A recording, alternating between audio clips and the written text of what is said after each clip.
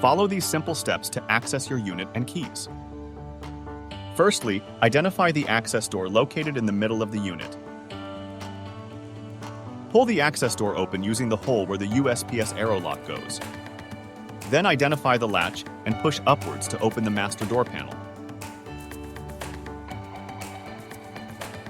Then lift the latch up again to open the second master door panel.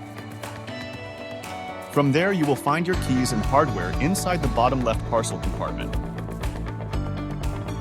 To close your unit, you will have to disengage the hold-open arm latches located at the top corners of each master door panel.